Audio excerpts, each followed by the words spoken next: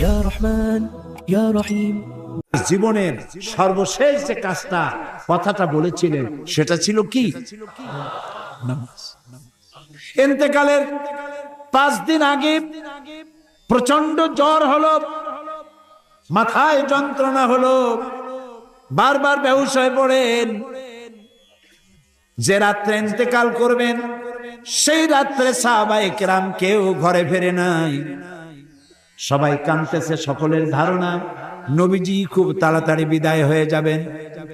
ঘরের মধ্যে স্ত্রীরা কাঁদেন, জামাই কাঁদে, নাতি নাতনি কাঁদেন।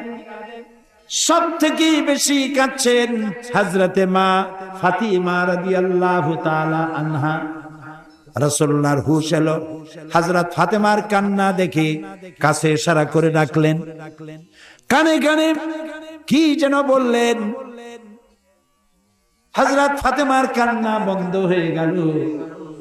হযরত আয়েশা ফাতেমাকে ডেকে বলেন, মা তোমার আব্বা জান কি তোমারে বলল, কান্না বন্ধ হলো তোমার? হযরত ফাতেমা বলেন, মা আমার আব্বা জান আমাকে কানে কানে বললেন, মা কাঁদিস না, তোর কান্না আমার বরদাস্ত হয় না। আমি তোমাকে সুসংবাদ শোনাই, আমি মরে যাওয়ার পর সবার আগে তোমার সাথে আমার দেখা হয়ে যাবে। হযরত ফাতেমা বুঝতে পেরেছেন এর অর্থ হলো রাসূলের ইন্তেকালের পরে আত্মীয় স্বজনের ভিতরে সর্বপ্রথম ফাতেমার ইন্তেকাল হবে। হয়েছিল তাই। রাসূলুল্লাহ বেহুশ হয়ে পড়লেন, আবার হুশ হলো, আবার বেহুশ হলেন। ফজরের পরে হযরতে জিবরাইল এসে বলছেন, আসসালামু আলাইকা ইয়া রাসূলুল্লাহ, হে আল্লাহর রাসূল, আল্লাহ আপনাকে সালাম বলেছেন আর তিনি জানতে চেয়েছেন আপনি কেমন আছেন। তিনি জানেন আপনি কেমন আছেন, তারপরেও তিনি জানতে চেয়েছেন আপনার মুখে আপনি কেমন আছেন। নবীজি বললেন, আমি বড়ই কষ্টের ভিতরে আছি, অসুস্থ আছি।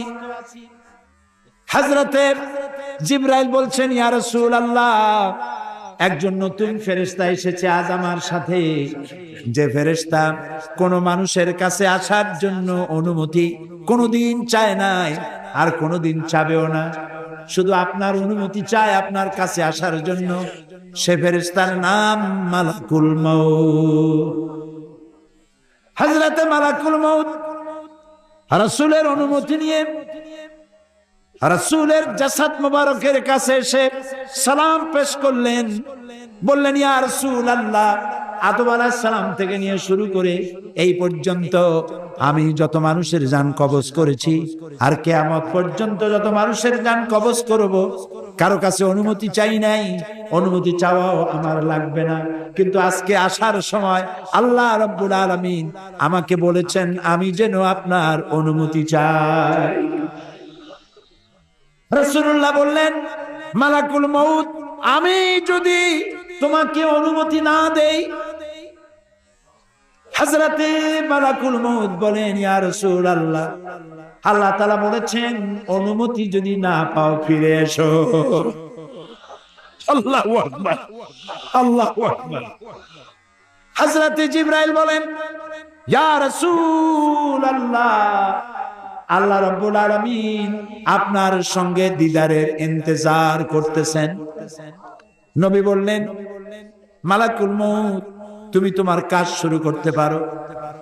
মালাকুল মউত যখন জান কবজ করতে যাবে, রাসূলুল্লাহ বললেন, আয়েশা একটু কাছে আসো। ওই যে সোনা ছিল কয়েক টুকরা, সোনাগুলোর খবর কি? 6 টুকরা, ছোট্ট ছোট্ট 6টা টুকরা সোনা ছিল, সোনাগুলো কই? হযরত আয়েশা বলেন, আমি তার যত্ন করে রেখেছি। নবীজি বলছেন, এক্ষুনি স্বর্ণ টুকরাগুলি সদকা করে দাও। আমি মুহাম্মদ সাল্লাল্লাহু আলাইহি সাল্লাম আল্লাহর দরবারে এই অবস্থায় উপনীত হতে চাই না যে মুহাম্মদের ঘরের ভিতরে সোনা আছে। হযরত ওমর রাদিয়াল্লাহু তাআলা আনহু রাসূলের সঙ্গে দেখা করতে গেছিলেন একদিন। ঘরে মা আয়েশা ছিলেন। হযরত ওমর সালাম দিয়ে ঘরের মধ্যে ঢুকে দাঁড়ায় দাঁড়ায় কাঁদতেছেন, বাচ্চা শিশুর মতো ডুকরে ডুকরে কাঁদছে। রাসূলুল্লাহ জিজ্ঞেস করছেন, ওমর কাঁদো কেন? হযরত ওমর বলছেন, আমি বিশ্ব নবীর ঘর দেখতেছি, ছোট্ট একটা ঘর, এক কোনায় একটা সরাই পানি রাখার পাত্র কাইতে হয়ে পড়ে আছে, একটা গ্লাস কাইতে হয়ে পড়ে আছে,